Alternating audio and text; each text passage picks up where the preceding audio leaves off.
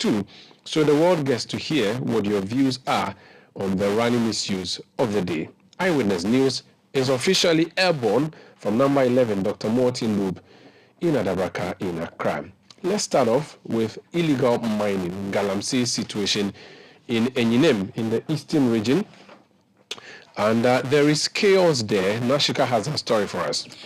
There was chaos at the Enyinem police station following the arrest of 2 illegal miners by the Ghana National Association of Small-Scale Miners in the Tiwa East District of the Eastern Region.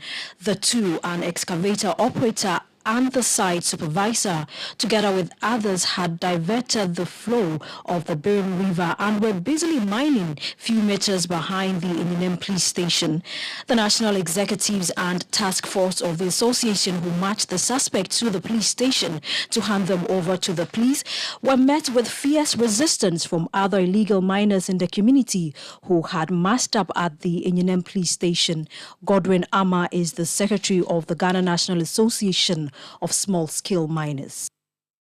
The Birim River is just here, and they've mined all the topsoil, they've taken it into the river. Now you can see how the place is muddy, siltation, and you also have the turbidity levels going to rise. How can Ghana Water Company work with such polluted water to produce water for the indigents of Enyinem and its environs? It's very, very sad. The task force is doing its best. We found out from them, they said they are youth from this community and they are doing youth work. If you watch, no small-scale miner or the Minerals Commission will not give anyone license closer to the river like this. So we've arrested the operators and then we are sending their supervisor and we are sending the excavator to the police station. If they have anything, Minerals Commission will go and investigate and say to whether what they are doing is right or not. Godwin Ama is the secretary of the Ghana National Association of Small-Scale Miners.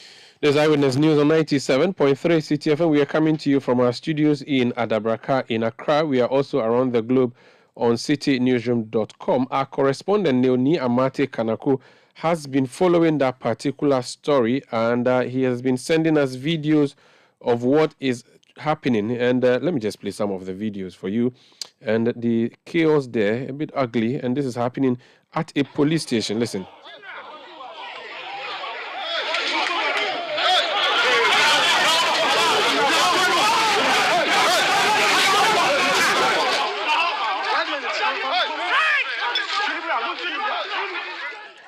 So let me go to Neil Niamate Kanaku now. Neil, paint the picture for us. What's the genesis of this? Thank you very much, Sanda. So last year, the Ghana National Association of Small-Scale Miners launched an audacious move to ensure that some rivers in the eastern region, specifically the Birim River, is cleared from activities of illegal miners. So today they decided to move to some sites to check if they are making gains on that ground.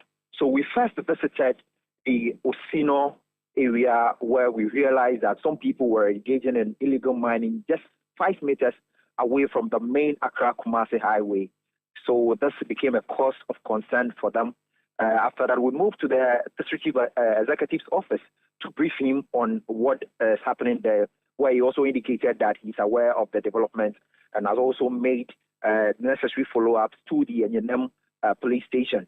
From then, the team moved to the Enyinem area where under the bridge, they wanted to take sample of the Birim River, which was flowing just close to the police station. So when the team got there, they heard that an excavator was on site. You could hear the sound from under the bridge. So they decided to then move in to check what was happening.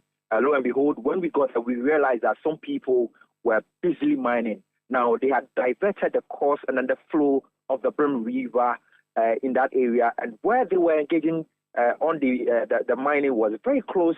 If you are at the site, you can even see the Enyinem police station, that is when you're on a higher ground.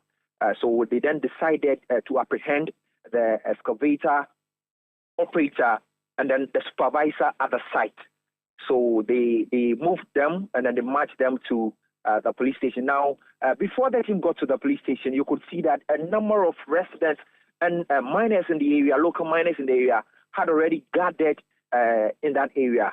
A gentleman then, who is also known in the area, a popular miner in the area, also came from nowhere, and then just in some few seconds had some altercations with the members of the task force, that is the Ghana National Association of Small Scale Miners Task Force. So it became a heated argument, which even ended up in some fisticuffs in that regard. So in the heat of the moment, people started massing up in the area. The district commander, that is DSP Mahama, then had to come in to calm tempers, and then they managed to move with these two suspects, including the new guy who came to cause the confusion. They had to move them behind bars. So within an hour, close to an hour, we were stuck at that place, making sure that the necessary arrangements are all being done for these people who were arrested to be processed. So currently, as we speak now, that come in the area, the team moved to Nkoko to also engage the district chief executive, the municipal chief executive for the area, and then met association members in the Nkoko area. So as we speak, that is currently what happened today during the tour of the Ghana National Association of Small Scale Miners in the Eastern region. So the video you sent us where we saw many people massing up at the police station, these have all dispersed? Yes. It took the intervention of the district commander. Some youth in the area whom I spoke to indicated that they respect the commander. That's why they've given room for him to have to operate in the area. Other than that, they were even going to stop us and prevent us from moving from that area, Sanda. I see. Now, which means that the police did not use force. They've had to engage in negotiations and manage to get out of the situation. Yes. That was basically what actually happened after the confrontation from the known legal miner in the area. So most of them indicated to me that if had not been the commander whom they want to listen to, it would be very difficult for all of us, even the journalists, to even move from that particular area because of what happened. Interesting. Now, the Small Scale Miners Association, it will continue with the work it plans. Is that the idea? What's going to happen next? Yeah. So this didn't even deter the association members of the association from continuing what they had to do after the tempers were calmed. We then moved from that area. Then we headed for Nkoko, where the association met the municipal chief executive for the area to brief him on their plans and activities in his district, in his municipality, and then moved to also engage its members, telling them on the need for them to register their excavators so that they are not seized. So tomorrow, the association plans to embark on another field trip to inspect the Citi water treatment plant. Last year, I found a story indicating the closure of that plant, but since the association moved, took some of its task force to that area, their work has gone far for the plant, the Citi treatment water plant, to start operations. So they will want to go there to inspect the extent of work by the task force in that area, and then move to Akwatia to also check what the task force is also doing in Akwatia. Thank you so much. Neoni Amate Kanaku is our correspondent in the Eastern region. Let's go to Godwin Ama. He's secretary to the Ghana National Association of Small Scale Miners. Mr. Ama, you're welcome to Eyewitness News. This campaign of yours, give us the reasoning behind it, and then summarize for us what your next plan is. Okay, thank you, and good evening to listeners. The association, working with the Ministry of Lands and Natural Resources and Minerals Commission, we as an association adopted the Brim River to free it from illegal dredging and also illegal miners or miners washing directly into the river body. And the purpose was to ensure that communities along the Brim River, where the Ghana Water Company pumps water from, we reduce the turbidity level to the minimum so that the communities can get water and also the miners can get water to operate. Since we started the job, the PRO for the Eastern region for Ghana Water Company, they recommended us that what we've done, we've been able to reduce the stability levels from over 1,000 to 94. So now indigenous are getting water. So we've been able to manage and clear all these illegal miners from the river and also those who are working closely. So our 3-day tour is to do the evaluation and work closely also with the Ministry of Lands and Natural Resources and the Minerals Commission and then the Ghana Armed Forces to ensure that this operation is sustained. We moved from there, then we got to, as he said, engineering, and that's where we had a little bit of tension between some of the community people who were working under the main bridge. You know, this is the bridge that from that connects Accra and Umaru, and these guys are and the situation is not good. So we stopped it, and that brought this issue. Some of the money. Ms. Ama, your network is not that good. Can you re-establish that point after repositioning yourself? No, try again. Hello? Yes, better now. Better, thank you. Yes. I said, so under the bridge, they worked closely to under the bridge, you know, so close to the bridge that's on the brim that connects Kumasi, Accra Highway. So we have and they took them the tax force took them. That is where we met some of these illegal miners who claim they are working as youth, the community and all that. So we told them you cannot do anything that mental to the state. Where they are mining, there is a red zone and no one is going to allow them to operate there. So that's what brought the confrontation between some of the task force and then that youth. But with the intervention of the police, because we sent them to the police station, we're able to come to MPS. Then we move on to the next area. As an association, we are not going to relent on this. We ensure that we have the to ensure that this is done. The reason that why we are doing this probably is politically, and then this should come back. When areas that we live and the stability levels are cool now, that the Ghana Water Company is pumping water for indigenous in those communities, we are going to ensure that we sustain it. From here, we move, how do you call it, towards the Omosu areas. That one, we are using the boats to also clear all the dredges. We've got boats, we've got light there, and all that. So we are going to ensure that the Brim River, this operation is going to be over a year.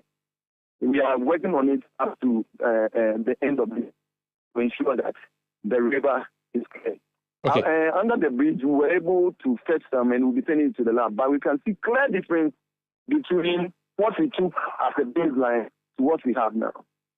Very well. Thank you. Thank you for speaking to us, Godwin.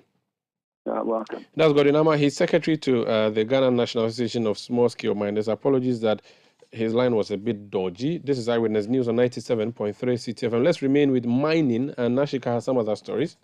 9 illegal miners are currently in police custody at Kibi Divisional Police Command after they invaded the Samang-Draso portion of the Tiwa Forest Reserve to engage in galamsey.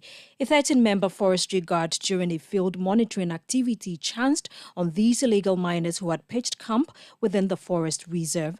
The team noticed that more than 0.5 hectares of the forest reserve had been destroyed by the 9 illegal miners who had dug several trenches. The Kibi District Forestry Manager Emmanuel Enchi, who confirmed the arrest to Citi News, says the suspect will be arraigned today. Yesterday, per our field monitoring activities, my guys were able to chance upon some members or some people from the Saman-Draso community who were doing illegal mining in the Saman-Draso portion of the Tiwa Forest Reserve. My 13-member team were able to apprehend 9 of these suspects, and these suspects were brought to the Chebi police station.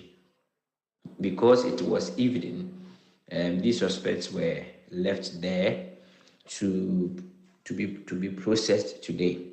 As I speak with you, we are making provisions to visit the police station and to make sure that all these culprits, all these suspects are taken to courts for prosecution.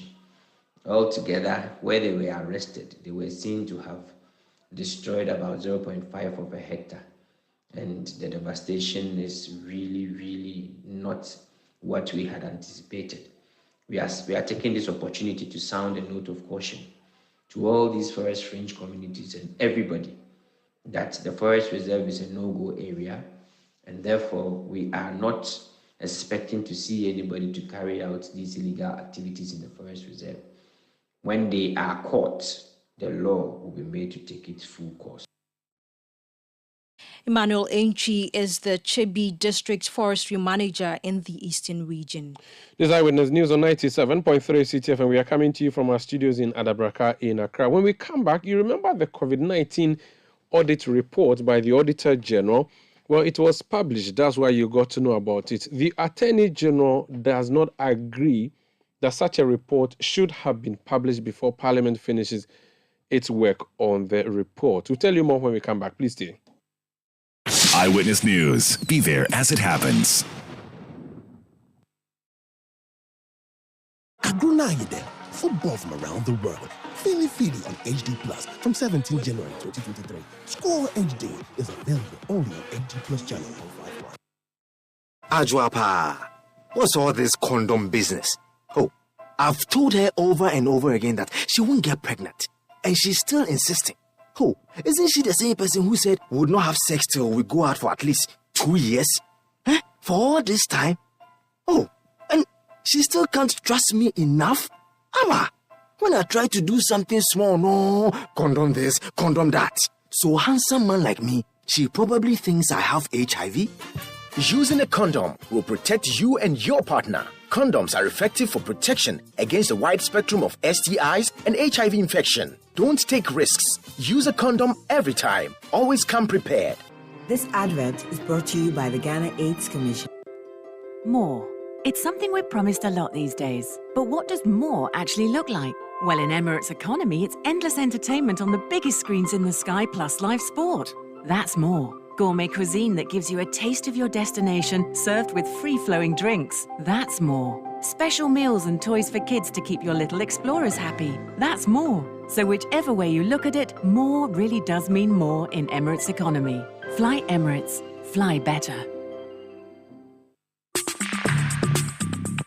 Let your voice be heard on Eyewitness News on Facebook at facebook.com/Citi97.3, Twitter at twitter.com/Citi973, and Instagram at instagram.com/Citi973 with the hashtag Eyewitness News.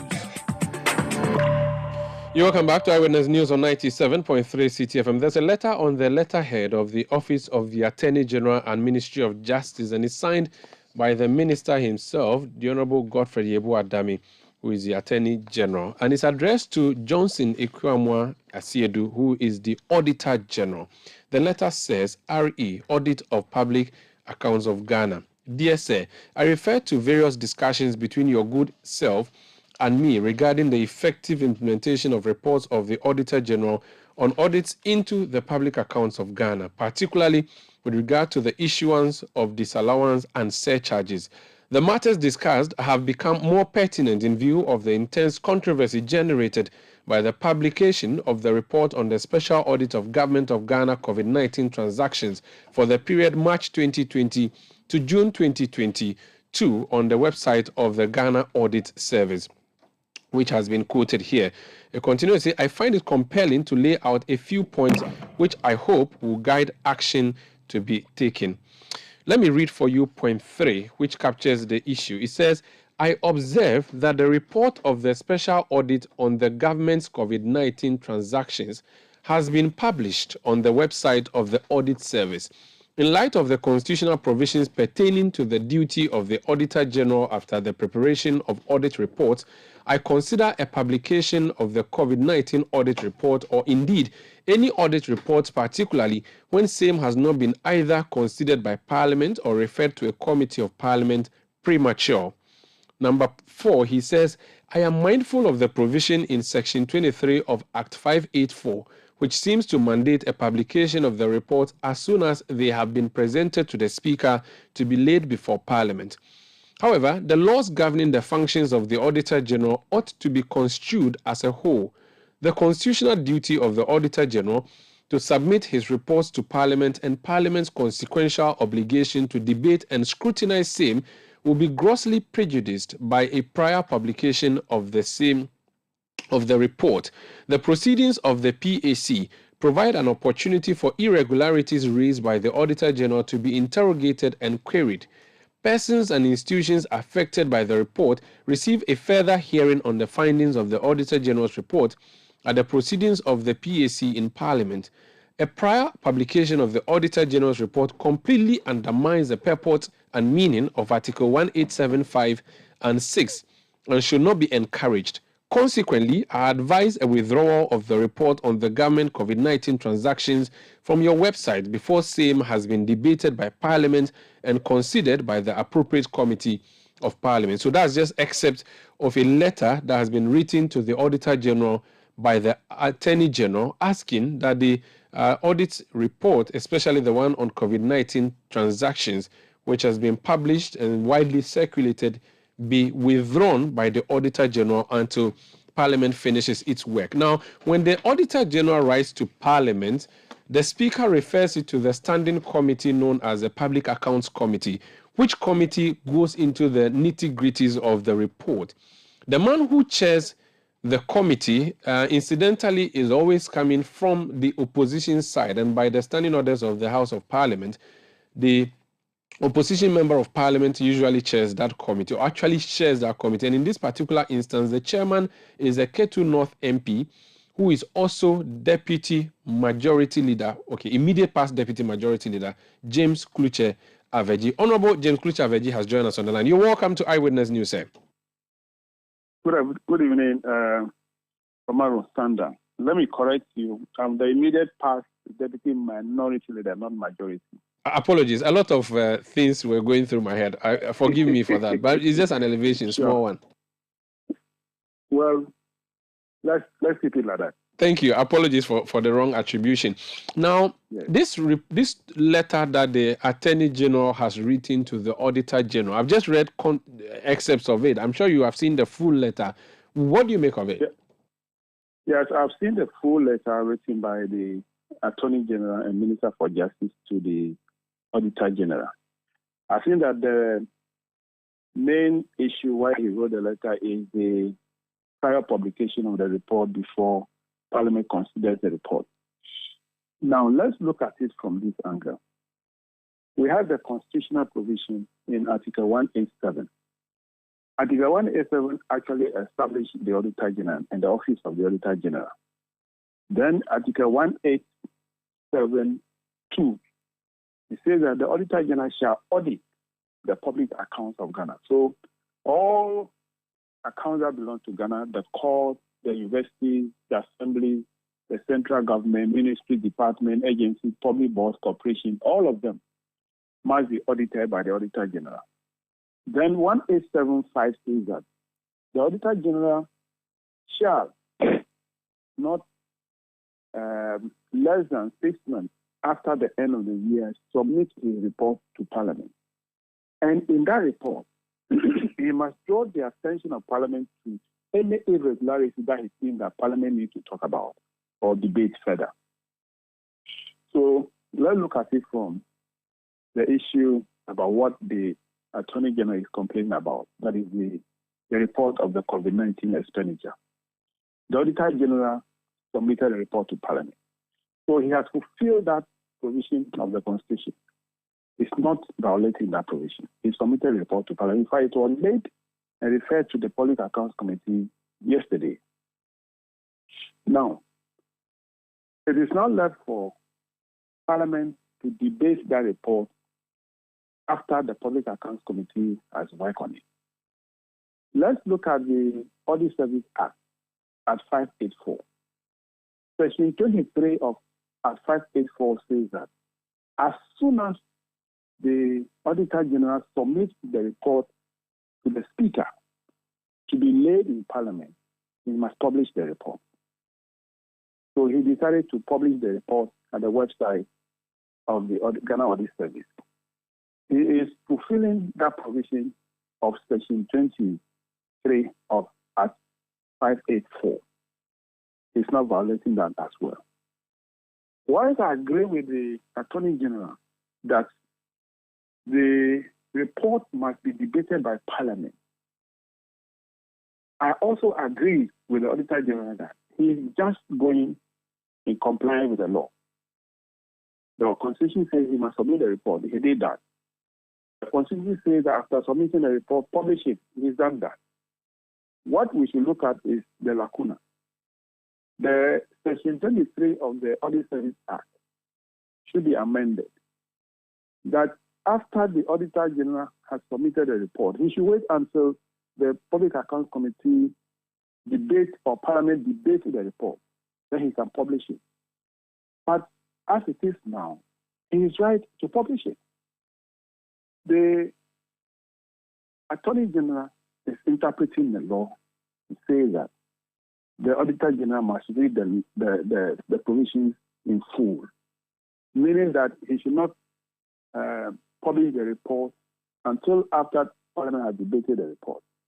Don't forget that the same Section 1877 gave power to the Auditor General that in the audit of his work, he shall not be subjected to any direction from any authority or any individual.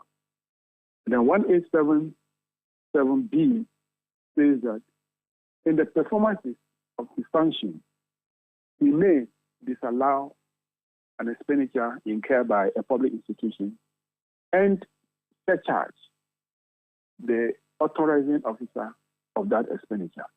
All those things are in the Constitution. Now, the issue here is that if an auditor goes to audit and you realize that there's an infraction, an expenditure which he thinks is against the law, does he need to wait until Parliament debates that report before he surcharge? Because the Constitution says that in the course of his work, he may disallow the expenditure and surcharge. So there's a lacuna all over there which need to be addressed. That is my view and opinion on the letter sent by the Attorney General to the Auditor General. So it means generally you agree with the Attorney General that that process should be followed, except that you do not think the Auditor General has breached any law by doing what the Attorney General is asking him not to do. Exactly. The Auditor General did not breach any provision of the Constitution, did not breach any section of the law. He just complied with the law and the provision in the Constitution. However, you agree with the AG. I agree with the AG that the report,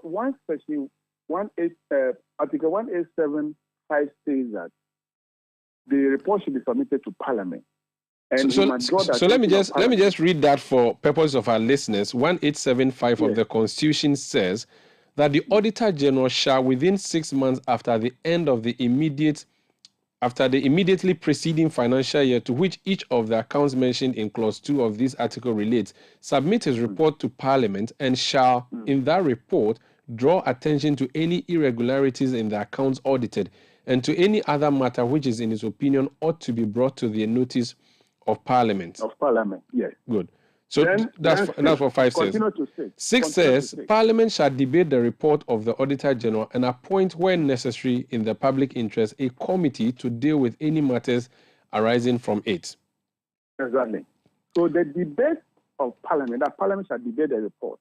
When the report comes in voluminous form, we cannot lay that report and debate it. So it is referred to the Public Accounts Committee, who work and call the individuals involved and interrogate them, and then come out with a report, a final report.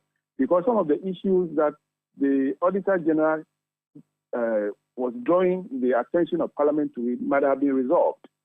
The outstanding ones will then be recommended by the committee, the Public Accounts Committee, for Parliament to debate. After that debate, Parliament needs to also appoint a committee if it is necessary to do a follow-up. So that is another issue altogether there. So the Auditor General has submitted a report, all right. The same time, the Section 33 of the Act 584 says that he must publish it, and he's gone ahead to publish it. So until that amendment is done, the Attorney General shall not or should not ask the Auditor General to withdraw that publication from the website. So for you, that publication should not be withdrawn. But do you agree that it is unfair, it is prejudicial, and even flies in the face of the Constitution, the fact that it is published and discussed in the plenary, public plenary, before your house finishes its work? I agree that the report should be debated by Parliament before any action is taken. On that note, I call for an amendment of the Audit Service Act so that that publication referred to in Section 23 should be removed. But what about the part where an argument would be made that if that is not done, the public will not know the full detail of what is in the Auditor General's report? Because, mind you, as Public Accounts Committee, it's not everything in that report that you discuss, is it? It's just portions that you choose. But the media, when it is published, will decide which areas would be newsworthy for the people. And if subsequently these people are found to be exonerated, the same media gives the live coverage of your proceedings and will give the public the same view. It is not true that we select sections of the report. In fact, we deal with the entire report. Anything that is published as an infraction, as a committee, we deal with all of them. But the removal of the publication, which I'm advocating for, is that publication should be done after the Public Accounts Committee has considered the report, or even during the time that the Public Accounts Committee is considering the report. They can publish it so the public can have access to it and follow the debate or the discussion of the Public Accounts Committee. But as you said, or the Attorney General said, where they publish it and it takes a year or two before the Public Accounts Committee sits on the report, that is where the problem is. But again, we are, as a committee, federal committee in the Parliament, we are working feverishly to remove that barrier or arrears. As you are aware, we are currently considering the 2020 report. By the close of this year, God willing, we will be done with 2021 report. So early next year, we'll be doing 2022 report. So you see that there will not be any arrears again in terms of the report of the Auditor General. So that is one way also to resolve the matter. Okay, what about the aspect of disallowance and surcharge? The Attorney General also took issue with that. I don't know if you want to comment on that as well before you leave. You take leave of us. Yes, as I said, it's also constitutional provision. The Auditor General may disallow an expenditure and surcharge an officer who authorized that expenditure. That is what the Constitution says. The Constitution did not say that disallowance or the surcharge should be done after the Parliament debated the report. You see, so there is a gap there. The same Constitution says that when you finish your work, submit the report to Parliament for Parliament to debate. The same Constitution says that as you are doing your work and you have realized that there is an expenditure which is against the law, disallow it and surcharge the officer involved. So why should we say that when the auditor disallows an expenditure, it is against the Constitution? No, or it's against that the Parliament did not look at the report. This is the problem we have. How do we resolve it? The Auditor General is just trying to implement what the Constitution asks him to do. Very well. Thank you so much. So I'm sure this is just the beginning of the debate, but thank you for speaking to us. We'll be discussing this further, and if at any point you want to give an input, we'll be grateful if you could share some with us. However, how is your committee work coming, though? Are you done, or you still have a few more people to hold before your committee? We are done with the MPA report, that is Ministry, Department, and Agencies report, and then the Public Board, Corporation, and other statutory institutions. We are now doing the report. We are drafting the report. By the middle of April, the committee will be going around the country to look at the 4 other reports for 2020, which is the report for the senior high secondary schools, the report for the District Assembly Common Fund, the report for the District Assembly IGF, and then the report for the Technical University. So by the end of first half of this year, we'll be done with the 2020 report, and from the beginning of July, we'll start with the 2021 report. So that's our program for the year. Very well. Thank you so much for speaking to us. You're welcome. This is Eyewitness News on 97.3 Citi FM. That's James Kluchaveji. He is Member of Parliament, Ketu North, and also Chairman of the Public Accounts Committee of Parliament. This is Eyewitness News on 97.3 Citi FM. If you go to our website, the full detail of the letter that the Attorney General has written to the Auditor General, specifically on the COVID-19 expenditure, is there for your perusal. We'll be back with more. Please stay. Eyewitness News. Be there as it happens.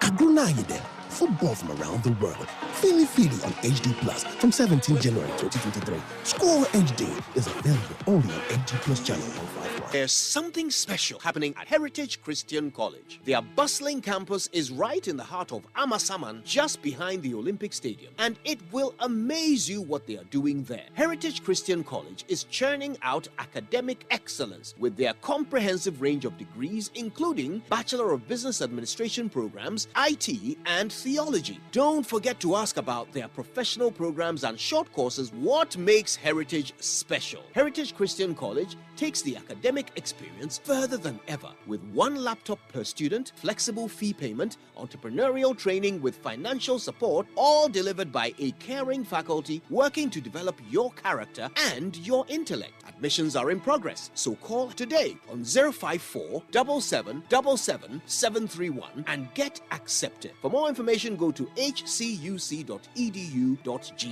Heritage Christian College, a university educating compassionate entrepreneurial leaders. My man, I heard there's a new app on the streets that does it all for you. Really? How is that possible? Charlie, I also could not believe it too, but I downloaded the app and I'm telling you, I was able to chat with my friends, make video calls, and... Well, we know of many apps that can do that. Oh, let me finish, la. I was also able to listen to the latest songs, play games, and read the latest sports news. For real? Yeah, and I can send and receive money from the app. Amazing, no? What's the name of this app? It's called Ayoba. Ayoba? Yeah, Ayoba. Get Ayoba, your all-in-one app that lets you chat, call, share, play, pay, and listen to music all in one app for everyone. Enjoy Ayoba with MTN and download the Ayoba app today. Everywhere you go. It's amazing! Month of Love is here again. Stand a chance of getting freebies and vouchers from no other than EGL, Electroland Ghana Limited. From now to the end of February 2023. This is the month of love. From Toshiba, Media, Samsung, not forgetting Netco television, starting from 1,999 Ghana cedis. Fridges, ACs, washing machines, and more in stock. Plus special love offers running in these EGL showrooms. EGL Ring Road, adjacent Paloma Hotel. EGL Spinktons Road, Coca-Cola Runabout. EGL Hacho, opposite Access Bank. EGL Adenta, near the Toe and Tip School. Call 050-315-9739. Promo is valid from now to the end of February. Let your voice be heard on Eyewitness News on Facebook at facebook.com/Citi97.3, Twitter at twitter.com/Citi973, and Instagram at instagram.com/Citi973 with the hashtag Eyewitness News. You're welcome back to Eyewitness News on 97.3 Citi FM. We are broadcasting from Adabraka in Accra. Let's talk about the government's debt exchange program now. The pensioners are still unhappy. Shika. Right, Sanda, for the third consecutive time, the pensioner bondholders have picketed at the Finance Ministry, demanding for the government to exempt their investments from the domestic debt exchange program. The government has proposed a 15% coupon rate, but a group of about 30 retirees converged at the ministry and sang patriotic Ghanaian songs. They told Citi News they will not accept any cut to return on their investments as their livelihoods are dependent on the process proceeds from these investments. Here are some of them speaking to Citi News. Health, if I can't buy my medication, I will die. So this, I'm not worried for my health.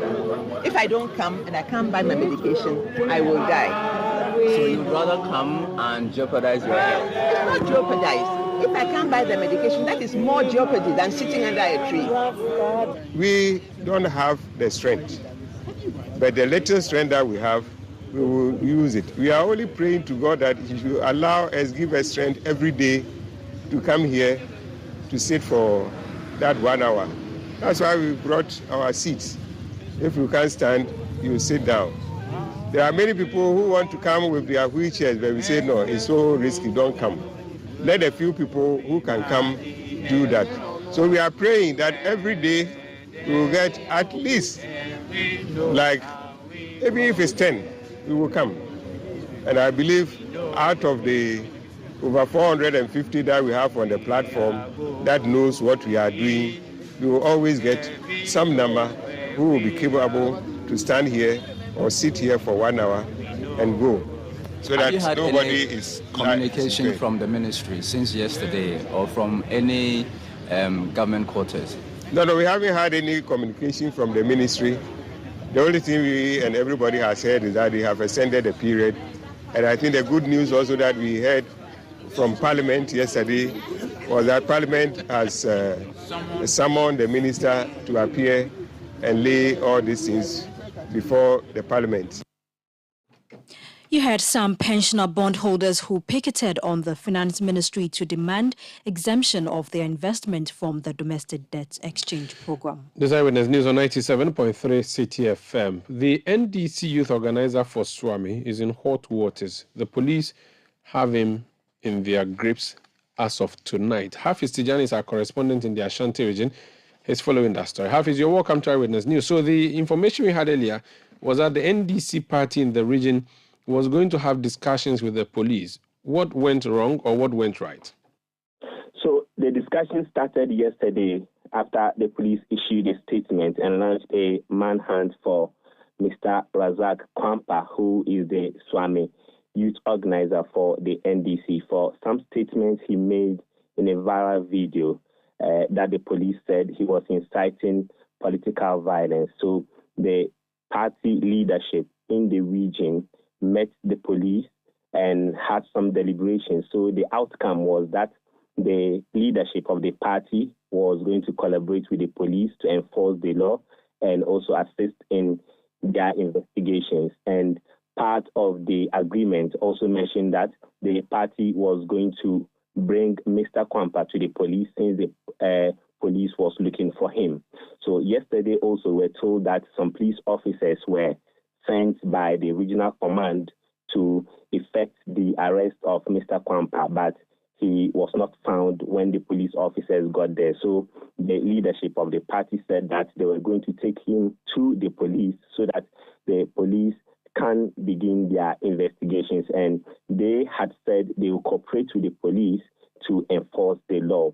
So this morning, the executives led by the national organizer for the NDC, Joseph Yamin, and a host of regional executives went to the residence of Mr. Kwampa to bring him to the police. Initially, the party supporters who had gathered at the regional command as at 7 a.m. today thought that he was going to be brought to the Central Police Command, but later they were told that he will be sent to the Sintrestu Police Command because that police station falls under Swami.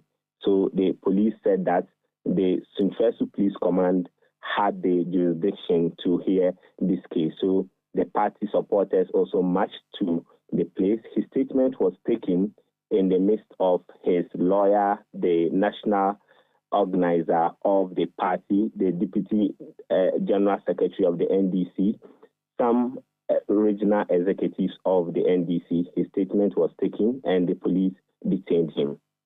Thank you so much for speaking to us, Hafiz Tijani. Let's hear from Joseph Yamin. He's a national organizer of the NDC. He's been speaking on this issue and he says that the party will not be intimidated by the arrest of the youth organizer. Listen. It is not always that the police should be arresting. The police is also there to educate and also to advise.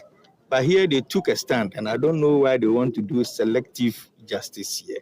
We will cooperate, but we want to assure them that we are not going to be intimidated. Yes. What is our right will be our right. Yes. We are going to do it. So wait for tomorrow.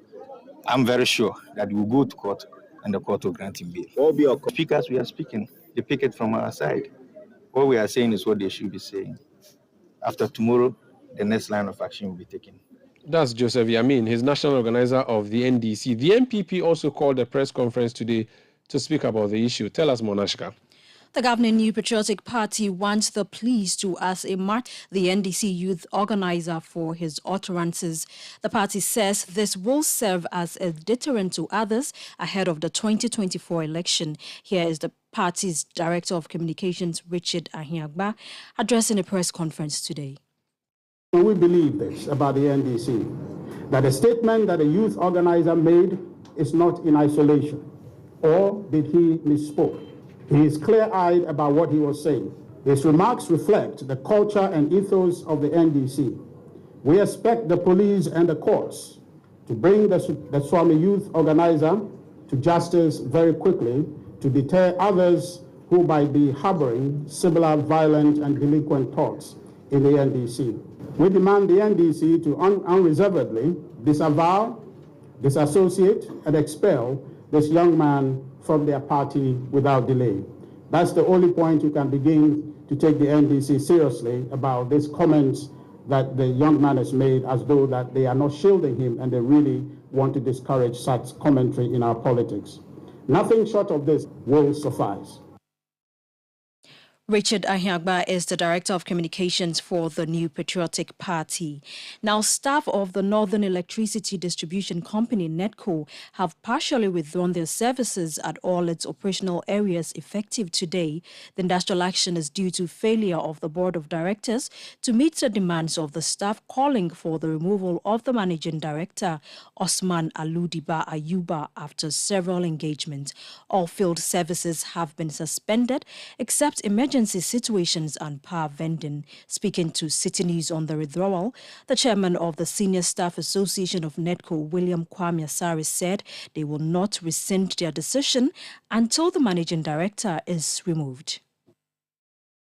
We have explained the reasons why we think there's a need for change in leadership. The board appears to agree with us. In fact, they say they're also concerned about the financial health of Netco. The last time we met them, they informed us that they are not the appointing authority, so they informed the appointing authority. But the more we delay this process, the more Netco is bleeding, so to speak. So we think that as staff, we need to take action for the appointing authority to do what is right for Netco. Then Mr. Ayuba was brought in 2019, ostensibly to help turn around our finances. At the time, the board informed us that the problem in Netco is financial, it's not engineering. So they are bringing somebody with a financial background to help turn around our finances. If you take our financial performance within 2019 up to date, it has deteriorated. If you take our finances as of September, look, it's terribly bad. To the extent that we are unable to pay our third party. In Bolga, for example, our contractors went on strike because work that they have done on behalf of Netco from January up to December, we were not able to pay. That is how bad our performance has been. Look, in terms of our revenue mobilization, everybody knows that prepaid meters aid in revenue mobilization. The whole of last year, check from Techiman, Sunyani, Bolgawa, not a single prepaid meter was deployed. Rather, the meters that we had removed when we brought the smart meters were the meters we were washing and cleaning to send back to our customers. That is the state of Netco. That was the chairman of the Senior Staff Association of Netco, William Kwame Asari. This is Eyewitness News on 97.3 Citi FM. Let's speak to the man that they are accusing, their managing director, Osman Aludiba Ayuba. He's a Netco managing director. So you're welcome to Eyewitness News. Your workers are not happy with you. They're on strike because of you. And even though they've not used the word incompetence, that's what they are pointing at. Thank you very much, Umaru Sanda. Good evening and good evening to your listeners. I'm really constrained to really comment on the issues that the staff leadership are raising. Very much so, precisely because the it's an internal issue that they have raised with the board, and the board are working towards resolving the matters. It's been escalated to the Honorable Minister of Energy, who is asking for a meeting tomorrow to discuss these matters.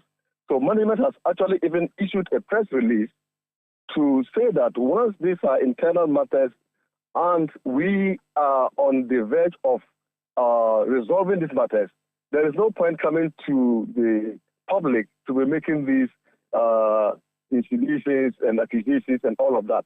They have actually indeed raised a number of issues, and I have appropriately and fully responded to these issues. So once the board is taking it up, I would want to limit it to that level. Let the Honorable Minister look into the merits and the merits of the accusations one after the other, and then make a decision thereafter. If after that there is a need to now come to the public to say what else is need to be said, I would be very, very willingly, happily come and do that as I've indicated. But at this point, I think that we would let the meeting that is happening tomorrow happen. Then we'll see what follows next. Thank you very much. Yes, thank you. So there's public opinion. There's also the courts. The legal side of things is what will be dealt with. But in the public domain, your workers are calling you out for failure to show leadership. They say that you haven't served prepaid meters to your customers the whole of last year. That is not right. They say your financials don't look good at all. This is blamable, and they've put it to your doorstep. They say you have not been able to pay your contractors. These are challenges that you should be able to, before you go to speak privately to your appointers or appointors, you should also be able to speak to Ghanaians who pay your salary. Why did this not happen? Because that's what your workers are saying did not happen. Yeah, I can see you are still pushing me to want to respond to the issues. But as I've said, I have fully responded to those issues to the board, and it will be dealt with tomorrow, and after that, we can discuss it. But coming to talk about meters availability, they accuse us. Those who have put in that, they know exactly what the situation is. So tell us what the situation, for those who don't know, can you tell us what the situation is? Umaru, you are still pushing me. I know you are a trained journalist, but never mind. You will still get the full details after tomorrow. Mr. Managing Director, you see, you are going to speak to the board. They are in charge of whether you should be at post or not. Okay, but Ghanaians, including people in the northern zone of the country whom you service, are listening to you. And like I said, it is these people who pay your salary and take care of everything that, because you're a public officer, and you owe the public a duty to explain to them what the situation is, especially when the complaints are coming from your own workers. If the crocodiles come out and say that the turtle is dead under the water, clearly something is wrong. The crocodile might be okay. Anyway, I think that we operate in 5 operational areas. Northern area, Upper East, Upper West, and the Pitima area and Sunyani area. In fact, the losses in our operational area are mainly driven by the losses in the northern area. And so management took a decision to purchase these prepayment meters to come and deploy in the northern area precisely because where you are bleeding the most, that is where you tackle the issues. And that was what the decision that we took. And so to procure the meters and come and deploy them in the northern area to deal with the northern area losses was not a bad decision. And so I do not really know why they are saying that other areas have not had meters and blah, blah, blah, blah, blah. But as I said, we are in charge, we are in control. We know we have taken the best decision to the best of our ability, supported by the board, and nothing untoward is happening. The West, they talk about the financial performance. Yes, we would want to make profits, but in the operational areas that we find ourselves, we have serious challenges that do not allow us to really make the profit that we are supposed to do. But nonetheless, we are still doing our best. And as I said, if you bear with me, just after tomorrow, you will get the full details of what we have in our response. We'll wait for tomorrow. Thank you for speaking to us, sir. Thank you very much, Umaru Sanda. That's Osman Aludiba Ayuba. He's a managing director of the Northern Electricity Distribution Company, Netco. This is Eyewitness News on 97.3 Citi FM. Shika, what else do you have for us? The Ga Traditional Council has announced the death of the Queen Mother of the Ga State, Her Royal Majesty Nadede Umaru III. The 88-year-old Queen Mother was known in private life as Nadede Ablan and installed the Gamanye in 1963 at the age of 29. She passed away at her Dansoman residence on December 26, 2022. Here is the Chief of Protocol and Communications at the Gamanche Palace, Parker Alute, making the announcement. Ghanaians here and in the diaspora mourn profoundly the loss of our cherished Queen Mother. Her stately and sterling leadership qualities, kind as well as affable nature as Mother of the Ga State will be sorely missed throughout the country and by Ghanaians domiciled across Africa, Europe, and the USA. Her Royal Majesty Nadede Umaru will be laid to rest on 29th of April 2023. A book of condolences will be opened from 13th of February 2023 at the Ga Traditional Council premises here in Kadeshi. Parker Alute is the Chief of Protocol and Communications at the Gamanche Palace. Let your voice be heard on Eyewitness News on Facebook at facebook.com/Citi97.3, Twitter at twitter.com/Citi973, and Instagram at instagram.com/Citi973 with the hashtag Eyewitness News. Get the details. Every significant financial transaction, every market movement, and all the policies that affect your business. Citi Business News. Be informed. You're welcome to the business segment on Eyewitness News. My name is Shika. Let's settle for the details. Economy and currency analyst at GCB Capital Limited, Courage Bouti, has stated that the performance of the local currency for the year 2023 will be filled with ups and downs. This comment comes on the back of the recent reiteration by Fitch Solution, which project a strong performance of the cedi in 2023. Courage Bouti explains that the inconclusiveness surrounding the domestic debt exchange program and the delay in the board approval of the IMF bailout continues to slamp the performance of the local currency. In my view, really, there is a mixed outlook for the cedi in 2023. On one hand, given the fundamentals as they are now, reserves almost depleted, and the negative sentiments around the whole chaotic debt exchange, and the generally very bearish sentiment of the Ghanaian market, on the Ghanaian market really, there is scope for further depreciation, and it could be very dire if we cannot secure an IMF program as soon as possible, and that is a real concern. But on the flip side of things, the balance of payment support from the IMF and deficit financing of about 61 billion.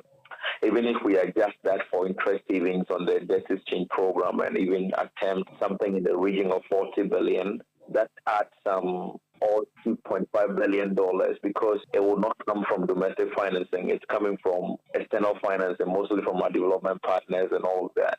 We've already suspended interest payments on external debt, and external debt restructuring is just about happening. And so there could also be savings on that, which will give us some breathing room, really. So if all of that happens in good time and we get the financing we need for the budget from the sources envisaged, that is a very significant addition to the reserves for the year 2023. That was economist and currency analyst with GCB Capital, Courage Bouti. Moving on, stakeholders in the pork production industry are calling for an adoption of the protein as a major meat source to ensure food security in Ghana. The producers say pork should be a preferred option because of its viability and shorter gestation period. According to the United States Department of Agriculture, Ghana imported $16 million of pork and pork products in 2021. Speaking to Citi Business News, a member of the Pig Farmers Association, Maxwell Quay Hammond, stated that with the right support, local producers can take advantage of the market. Local production of consumption of pork, which is the meat of a pig, is quite low compared to other parts of the world. I mean, pork is the most is the number one consumed meat in the world. China, North America, Latin America, everywhere in the world, pork ranks number one. Here, I mean, we've not really have high production, but it can substitute poultry, it can substitute beef because it has a shorter gestation period. It's highly prolific. One pig, sow, which is the female pig, can give you a litre size of more than 10 at a time. And then a pig you can give birth twice in a year. So from one female pig, you can have about 20 pigs within a year if you manage your cycle well. So it simply becomes the most consumed meat or protein option in Ghana. With our almost 80% meat production deficit, this can be the way to go. That was a member of the Pig Farmers Association, Maxwell Quay Hammond. Now, the Ghana Union of Traders Association, GUTA, has welcomed President Akufo-Addo's nomination of the Member of Parliament for Adansi Asokwa, Kobinata Hill Hammond, as the Trades and Industry Minister designate. This comes a month after former Trade Minister Alan Tremati resigned to pursue his presidential ambition. Speaking to Citi Business News on the development, the president of GUTA, Dr. Joseph Obin, says they are ready to work with Mr. Katie Hammond if he is made the substantive minister of the ministry to ensure the growth of the sector. And we do not know the criteria the president used to bring this minister. But what we know is that whoever comes on board, we will engage the person positively. We will only have to respect the nomination of the president, and that whoever comes, we will work with the person. So far as they are going to open their doors to us, now we do a lot more of positive engagement, and that's what we are expecting from the incoming to do exactly that, so that we do not have any unnecessary misunderstanding among ourselves. We want the minister to fast track on the issue of the foreigners in the retail trade. That has been our major issue.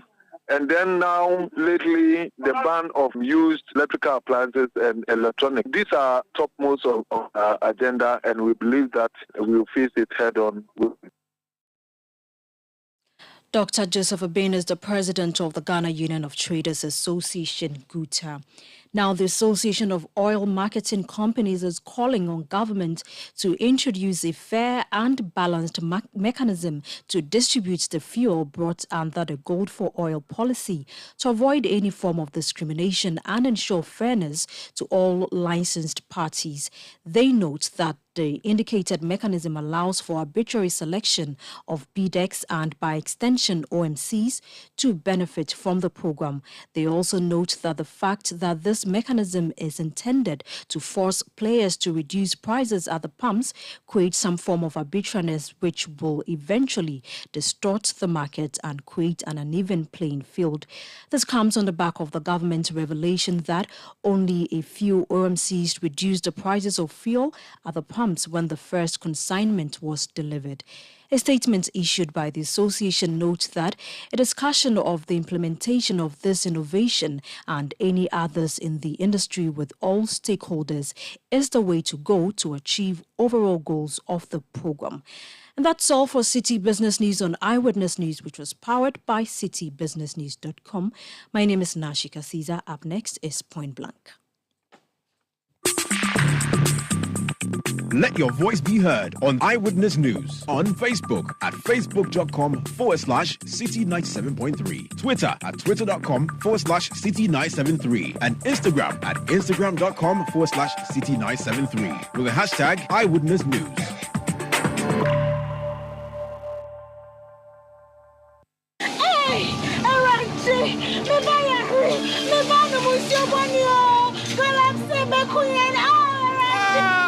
My farmland, everything is gone. This is Galamsey, and this must stop. It's time to speak up and time for action to finally put an end to illegal mining. Our future depends on this. So Nananum, Mr. DCE, Papa Farmer, Mr. Politician and businessman, Papa Soldier and policeman, Mr. Foreigner, respect the laws and help us protect our water bodies and communities. We have the power to change the narrative. We have the power to correct the wrong by standing together and supporting the government to stop the pollution and destruction. Let us arise for our survival. Arise for Ghana. This message is powered by the Ministry of Lands and the Natural Resources and the Minerals Commission. You know, Papa, see that? And it's rickety car. Hey, Papa! Bobo, so how your engine now? It is half man, half amazing. Thanks to Cause and you can feel better energy. Can't touch this. Actually, guys, so Sancho's engine just died like that. Yes, so somebody managed to convince him that there is a better engine oil than Quartz, and he switched. Sancho Panzapa. Now, which engine oil can be better than Quartz? No other, my guy. Quartz with its age-resistant technology, it keeps your engine younger for longer. Now you know. Have you guys seen the new bottle design? It's superb. Quartz 9000 from Total Energies there improves fuel efficiency. Why do you think Mr. Mane and Logoso have taken the Quartz Nation movement World Cup like that? Sorry. Quartz. Keep your engine younger for longer. Oh, Jack, now, where are you in a hurry to? Charlie, I'm going to Imperial to do my car insurance. What's happening there? Because Info and Yaba also told me they're going there this morning for their car insurance. Masa, you haven't heard. Now, the Imperial is the name in insurance in Ghana here. Really? Sure. Imperial General is saying, come insure your vehicle with them at any of their branches or agents or even online from now till the end of March 2023 and get yourself handsome rewards, fuel coupons, special souvenirs, gift vouchers, and many more. And here's the catch. During this reward period, you will also get a free 1-year life insurance cover in addition to your motor insurance cover. What the wow! So does it include with the taxi drivers and the e-taxis? Hey, everybody qualifies. So just come insure your car and you are done. Call 0302-788-955 for further details. T's and C's apply. Imperial General Assurance. Solid protection.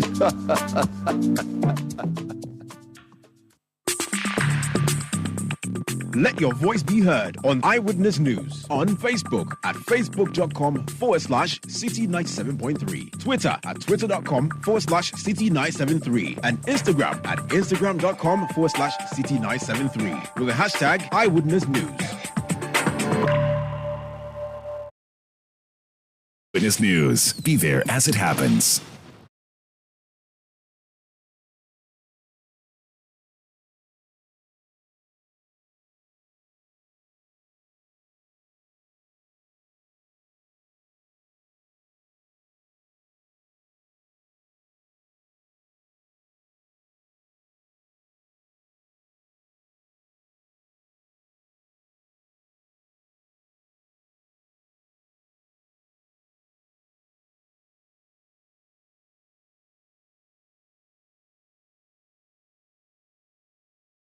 Umaru, Sanda. Now, last week actually, about 7 people died in Bawku due to a shootout.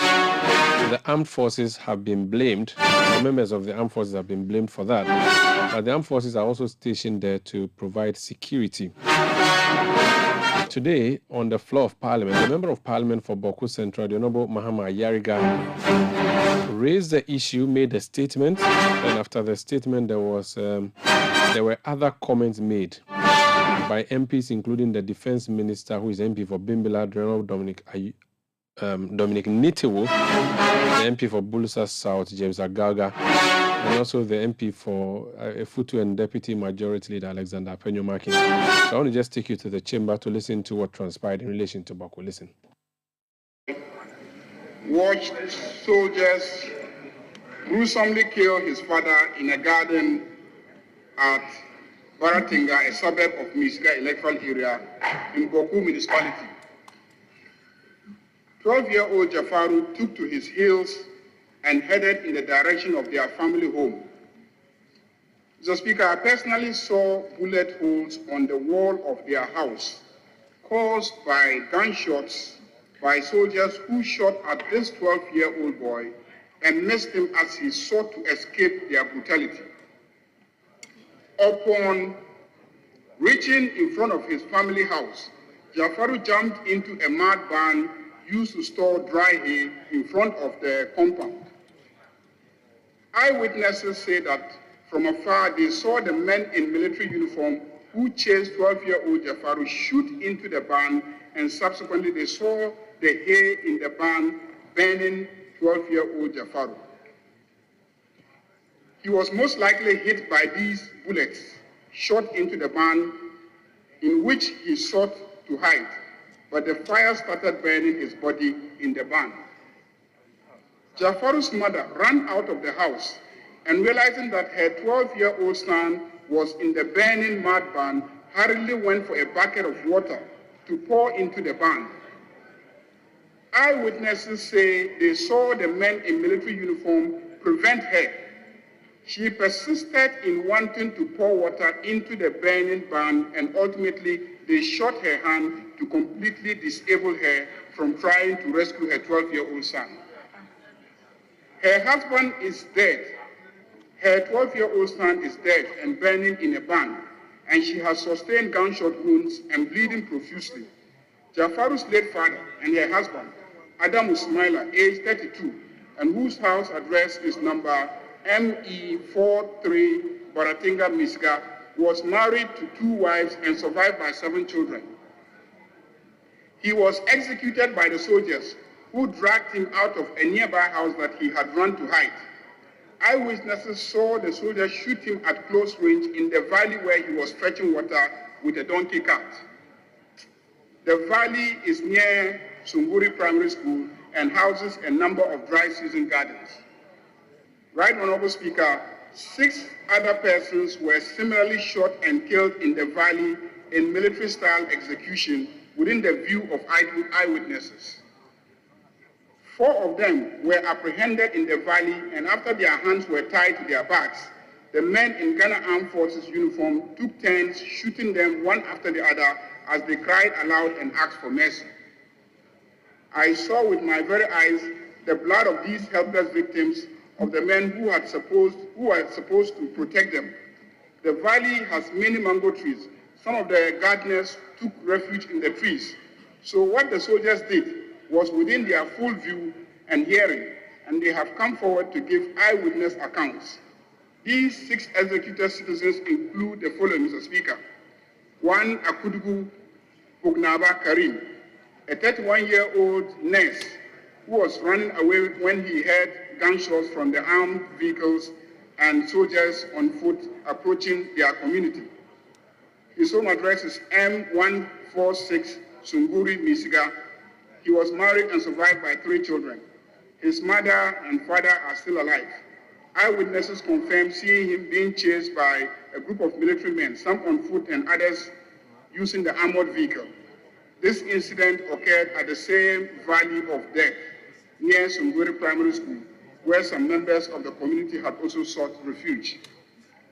The second person was Abunbiana Madi, a 33-year-old man who was survived by 3 wives and 6 children.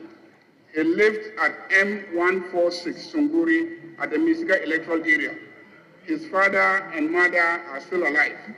He was a motorcycle mechanic, temporarily living and working in Kumasi, but had just come home to visit his family. He died of gunshot wounds. The third person was Qasim Isa, also age 33, and a resident of house number ME46, Zorgin in Misiga. He was married with 1 child. His parents are also still alive. He died of military gunshot wounds. The fourth person was Ndegu Mumuni, age 39, and a resident of house number ME23, Baratinga, Misiga. He was married with 1 wife and had 5 children. He died of gunshot wounds inflicted by the soldiers. The fifth was Haruna Kudus, age 17, a resident of house number ME36, Zog in Misiga. He also died of gunshot wounds inflicted by the military in the same valley. The 6th person was Ayuma Ilyasu, age 37, and a resident of Sarabogo, Pusiga. He happened to be in the vicinity. He is married with 2 wives and survived by 7 children. he died of gunshot wounds inflicted by the military. The incident occurred in the same valley near Sunguri Primary School. Right, Honorable Speaker, these victims of military execution were either at their garden in the valley or had run into the valley from their homes upon hearing the approaching military gunfire while at home. I have personally gone into the valley and walked around the community to observe and understand Army troop movement that morning of 1st February 2023.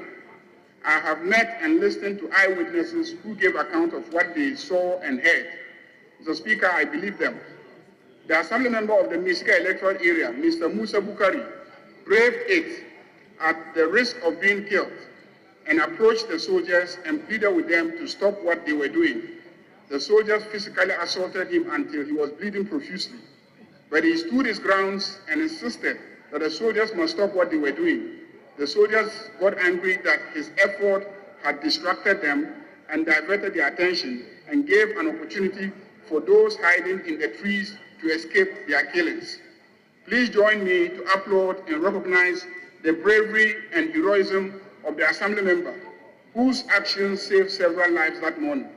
He is slowly recovering from his wounds.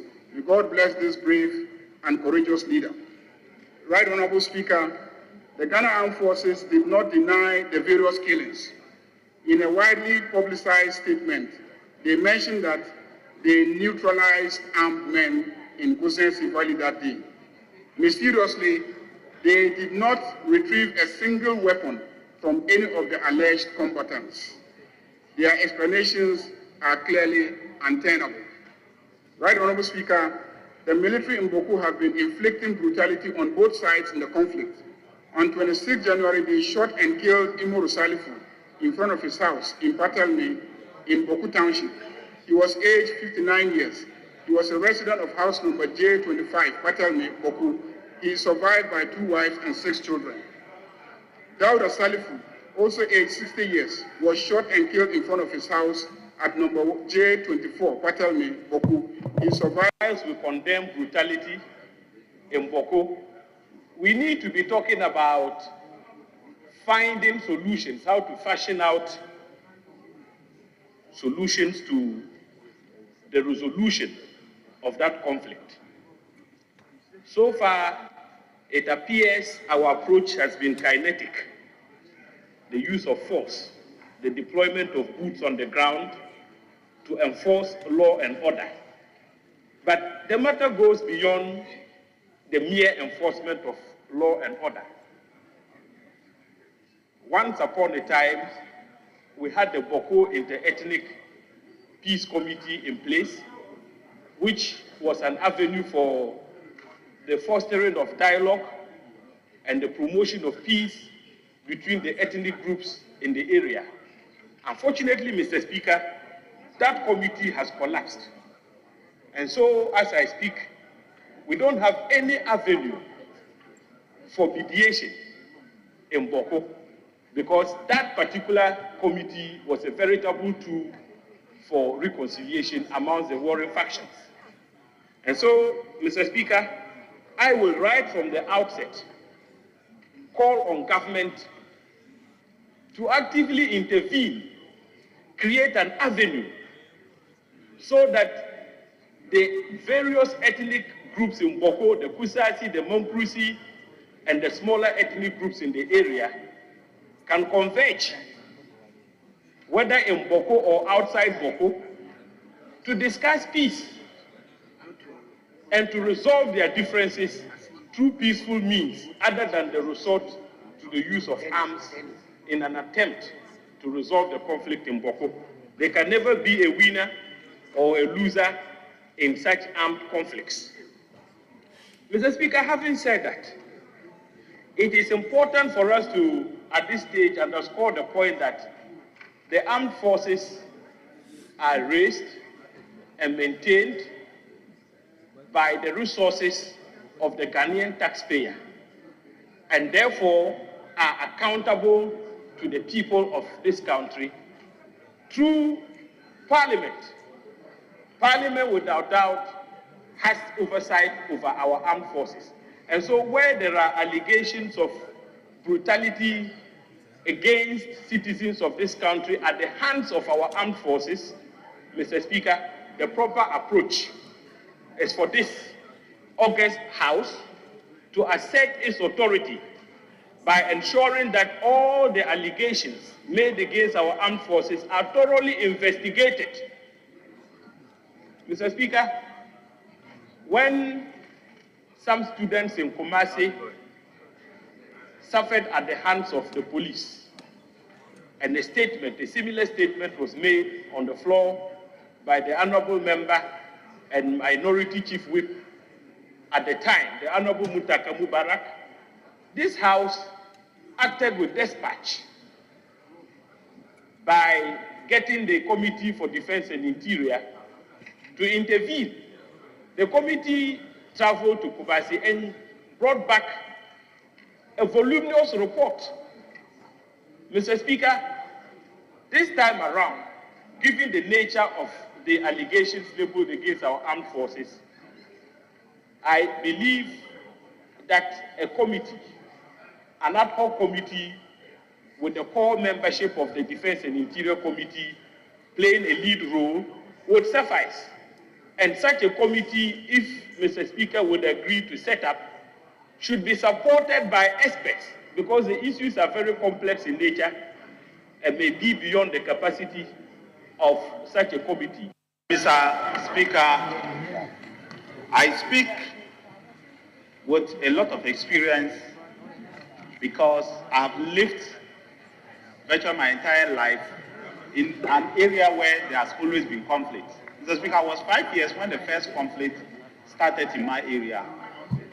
By the time I got to, Mr. Speaker, 15 years, there was another 19 years, there was another conflict, and a third conflict when I was 20 years. I've seen how soldiers operate, I've seen how police operate, I've seen how combatants operate. So, sincerely, I speak with that experience. And so I'm very impartial when it comes to issues of Bawku and the surroundings. And I'm happy, Mr. Speaker, that two members from the opposing side, one believes that the chief sentencing matter has been settled, Honorable Ayaga, and the honorable member for Nalego believes that the chief sentencing matter has never been settled. That's what he said. He said no court has ruled in Ghana. And you believe that the court has ruled it has been settled. That is the source of the conflict.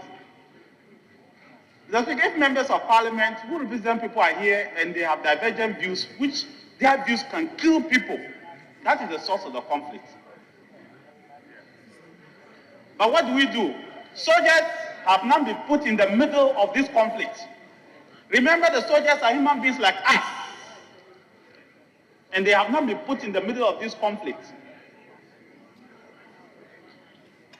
But Mr. Speaker, there have been political will from the Nana Addo Dankwa Akufo-Addo government. So let not be said that there's not been political will. The then chieftaincy minister, the honorable member for Hunter West, went to Bawku and made the people of Bawku aware that as long as the Bawku Naba is attending the regional House of Chiefs and the National House of Chiefs, we in government recognize him as the legitimate Bawku Naba. Mr. Speaker, that is the first time that a government in our history has done that. No other government in our history has ever done that. So let it be known by those who think that there's no political will, that there's been political will from this side of the House. Because no government in our history. Two, Mr. Speaker, I went to Bawku with the Honorable Minister of Interior. In fact, when I was going to Bawku, I called the Honorable Member of Parliament for Bawku and told him that we are going to your constituency. I'll be happy for you to accompany us. He told me he was in Nigeria, so he was not. He was wishing us well. Even though when he came, he didn't get back to me to hear what happened. Mr. Speaker, and I told them, Mr. Speaker, the honorable member is now the chief whip of this side, front bench. So rising like this it should tone down. I've sat at that side before. Mr. Speaker, I went there, and both of us made the people of Bawku, both at the Bawku Naval Palace and at the Mankugu site, we told them point blank that there is a Bawku Naba in place, and anybody who feels that it is not to go to court. And the man president said, we will go to court. And for that matter, we pledged amongst ourselves, them and us, that everybody will lay down their arms. They will not go to any fight. And for 2 months, not a single gunshot was heard in Bawku. So I want to believe, and we have taken the position, Mr. Speaker, that what is happening in Bawku today is not about chieftaincy. It's criminality. It's criminals who are operating. And the members of the armed forces to deal with them as pure criminals. I want the members of parliament to let their people know that we are dealing with them as pure criminals. There's nothing called Bawku chieftaincy. There is a legitimate chief of Bawku. The man forces have said they will go to court. The Nigeria has said he will go to court and challenge the matter.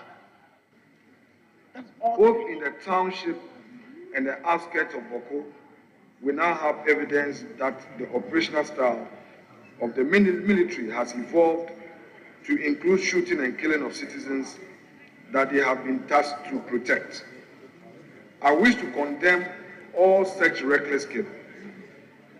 I equally condemn any act of killing by all factions themselves in the conflict in Bawku. Mr. Speaker, the maker of the statement is condemning the killing by the factions themselves. These must be emphasized, that the factions themselves are killing each other, and that is not right. He again goes ahead to say, no one has legal authority to deprive any innocent citizen of his life. So, Mr. Speaker, again, the maker of the statement is telling us of the behavior of individuals that affect law and order.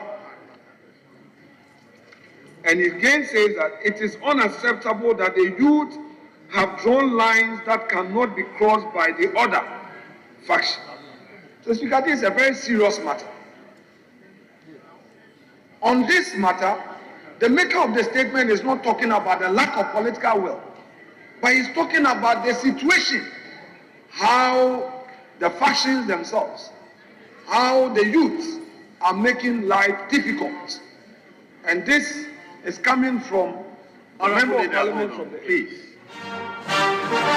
So that's the Honorable Afenyo Makin, Deputy Majority Leader. Earlier you heard the Honorable Defense Minister Dominic Nitiwo. Before then you heard James Agauga, former Deputy Interior Minister. And before then you heard the MP for Bawku Central, Mahama Ayariga. They were discussing the issues in Bawku. That would be it for Eyewitness News tonight. My name is Umaru Sanda Amadu. Production by Bevlin London. Technical support from Daniel Squashi. New media support from Edwin Kwakovi. Up next, my United, that's Manchester United, is hosting Leeds United at Old Trafford in the English Premier League. The Citi Sports team will be here to bring you more on that. Stay tuned.